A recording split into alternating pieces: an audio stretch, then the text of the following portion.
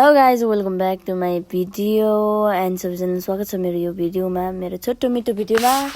So आज चाहिँ म 22 धाराको एउटा मिठो दामी जङ्गलमा गएको एक्लै पानी खतरा परिरहेको थियौँ हैन। एन्ड को काठमाडौँतिर हुनुहुन्छ भने काठमाडौँतिर भएको मान्छेले चाहिँ यो ठाउँ चाहिँ थाहा छ हैन। थाहा छैन भने काठमाडौँको 22 धारा हो यो चाहिँ। अनि यो चाहिँ राइट साइडतिरको जङ्गल हो।